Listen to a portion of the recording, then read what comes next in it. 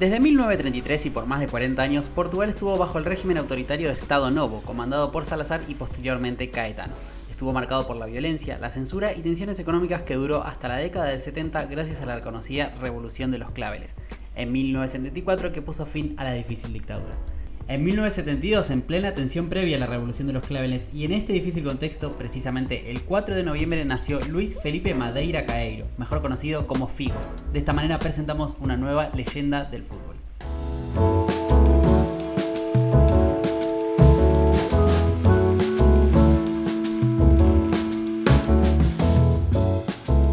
Con tan solo 8 años, Figo se metió en el mundo del fútbol en un club de su barrio y a los 12 años entró a Sporting Lisboa, donde se formó como profesional abriéndole las puertas al mejor fútbol del mundo, y sus buenos rendimientos en la formación lo llevaron a formar parte de los niveles juveniles de la selección de Portugal en 1988. En poco tiempo se hizo cargo del mediocampo como líder y entre las promesas con más expectativas a nivel mundial. Fue campeón de la Eurocopa Sub-16 y el Mundial Sub-20 en 1991. Luego de pasar por todas las categorías inferiores y confirmándole a su club que no se equivocó con su potencial, debutó en Primera División el 1 de abril de 1990 con tan solo 17 años, enfrentando a Marítimo. Sin embargo, en su puesto se encontraba la figura máxima del club, el húngaro Krasimir Balakov, por lo que Figo no tuvo continuidad hasta 2 años más tarde para la temporada 91-92. Su puesto en la mitad de la cancha fue variando por todas las zonas del campo hasta encontrar su lugar ideal como extremo derecho y demostrar todo su potencial con participaciones en la Copa UEFA, lo que hoy conocemos como la Europa League. Y siendo subcampeón en la Copa Nacional, misma que levantó en 1995 ganándole 2-0 a Marítimo en la final, adjudicándose así su primer título. Sus grandes actuaciones en los Leones lograron captar la atención de los principales equipos de Europa, tanto de la Liga Española como de la Italiana, y a sus 23 años, en julio de 1995 fue contratado por Barcelona por 2.5 millones de euros como reemplazo de Michael Laudrup, quien, por pelear con el director técnico, traicionó al equipo culé y se mudó al Real Madrid. Su debut en su nuevo equipo se dio en septiembre contra Mérida, en el empate 2-2, y tan solo 3 días después firmó doblete contra Beersheba en la victoria 7-0 en Copa UEFA, dejando claro que no sentía ninguna presión de estar en uno de los mejores clubes del mundo.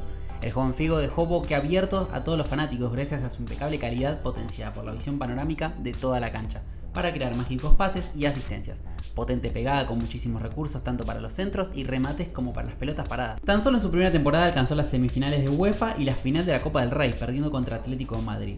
Pero al segundo año levantó un triplete en la Supercopa Española, la Recopa Europea y la Copa del Rey. Pero el ámbito internacional se le negaba rotundamente, sobre todo en Champions, que ni siquiera podían pasar la fase de grupos, y la temporada 98-99 cerró con solo un título de liga por segundo año consecutivo. Como había pasado 5 años antes con Michael Laudrup y la herida aún abierta, Luis Figo imitó el movimiento traicionero y cambió de camiseta por la del máximo enemigo futbolístico de Barcelona, nada más ni nada menos que el Real Madrid. El hecho fue altamente polémico por muchos factores que condimentaban cada vez más el traspaso. Florentino Pérez, candidato a la presidencia del conjunto de la capital y en su deseo de crear el mejor equipo del mundo, llamado los Galácticos, aseguró en conferencia de prensa que en caso de ganar las elecciones el jugador portugués será jugador del Real Madrid.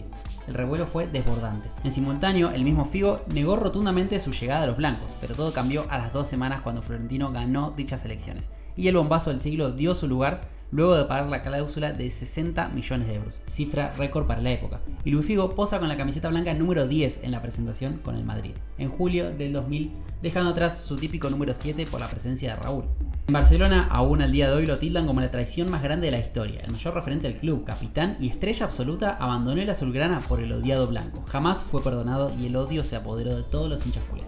La explicación la dio Figo varios años después en una entrevista cuando confirmó que se decidió irse a Barcelona por no sentirse reconocido de tal manera a lo que él aportó y se merece. Además de la tentación de ir al gigante Real Madrid con el proyecto que Pérez preparó como él como eje principal. Al día de hoy está considerado como la traición más grande de la historia y si bien hubo miles de casos más que cambiaron de vereda, ninguno tuvo tal impacto como este. Será siempre recordado como el Judas del fútbol. A los 28 años y ya mucha experiencia en el gran plano mundial, Figo inició su nuevo camino con los merengues, repleto de figuras como Hierro, Helguera, Salgado, Roberto Carlos, Guti, Makelele, McMahon, Solari y Raúl, entre tantos. Para el Real Madrid, un club acostumbrado a jugar las instancias finales de cada competencia, no fue un gran año. En la temporada 2000-2001 alcanzó las semifinales de Champions, donde Figo aportó 5 goles y 8 asistencias.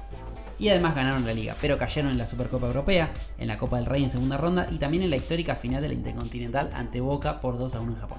No obstante, tal fue su gran rendimiento que sin títulos obtenidos fue el ganador del Balón de Oro y FIFA World Player por delante de Zidane y Shevchenko, igualando al mítico Eusebio que lo había hecho en 1965. llegando a ser el único portugués en hacerlo. Otro hecho recordado en esta temporada se dio el 21 de octubre, cuando Figo se reencontró con Barcelona en el Camp Nou por primera vez desde su despedida. El repudio y el odio a su ex ídolo se hizo sentir. Un ruido ensordecedor. La silbatina de las tribunas fue tan potente y duradero que los mismos jugadores confirman que no podían escucharse nada dentro del terreno de juego, algo que se repitió la siguiente temporada el 23 de noviembre de 2002, aunque en esta ocasión fue un encuentro más eufórico y violento. Desde la tribuna no dejaron de caer cualquier tipo de objetos, botellas, zapatos, vasos, hielos, botella de vidrio y hasta una cabeza de chancho cuando Figo fue a patear un córner. Por sus desmedidas acciones, el partido debió detenerse más de 15 minutos hasta que se dieron las condiciones para seguir jugando. En la temporada 2001-2002 por fin alcanzó el tan buscado título, el máximo trofeo de Europa a nivel clubes, la hermosa Champions League, venciendo a Bayer Leverkusen por 2-1 con la recordada volea de Zidane en la puerta del área. En semifinales encima había eliminado al Barcelona, como para hacer más épico todo. Se despidió en la temporada 2004-2005 sin títulos y en condición de libre tras culminar su contrato a los 33 años, siendo algo decepcionante para los hinchas del club que esperaban aún más trofeos internacionales por parte de los galácticos, aunque de manera personal alzó 4 torneos locales, 3 internacionales y el Balón de Oro. A los 33 años aterrizó sin costo al Inter de Italia y recuperó su tan querido número 7 que había perdido cuando llegó al Real Madrid. Con el correr de los años también se tuvo que readaptar como futbolista, se reinventó como volante interior o enganche desplegando juego desde otro punto, ya dejó su posición de extremo derecho. Para la temporada 2005-2006 no solo llegó Figo, sino que otros jugadores ya conocidos para él como Walter Samuel, Cambiaso y Solari. Pero en una situación bastante parecida a la de los Galácticos, solo consiguieron títulos locales, 2 ligas, una copa y una supercopa italiana. En 2009 tomó la decisión de dejar el club italiano poniéndole fin a la carrera como futbolista a los 37 años y con esa lamentable lesión que lo marginó del disfrute de los últimos años. Como mencionamos anteriormente, Figo debutó en octubre de 1991 en la selección ante Luxemburgo, en un amistoso. Sus primeros destellos oficiales fueron una clasificatoria de Eurocopa contra Grecia y Países Bajos de la mano de Carlos Queiroz, su tutor futbolístico. La Eurocopa de 2000 de Bélgica-Países Bajos fue otra gran oportunidad para decirle al mundo que estaban preparados para competir mano a mano y estar a la altura. La actuación del entonces mejor jugador del mundo fue acorde a su nombramiento y llevó a Portugal a la semifinal por segunda vez en la historia, donde perdieron en tiempo extra con Francia. Cerró el torneo con un gol y 3 asistencias en 4 partidos. Para el 2002 logró meter a Portugal en un mundial, evento que solo había participado 2 veces y aunque el desarrollo fue pésimo ya que fueron eliminados en fase de grupos, años más tarde tomó mucho valor su gesta y aún para agrandar más su legado, en 2004 con 32 años y la cinta de capitán en su poder, disputó su tercera Eurocopa en Portugal, con las primeras apariciones de un tal Cristiano Ronaldo en el ataque.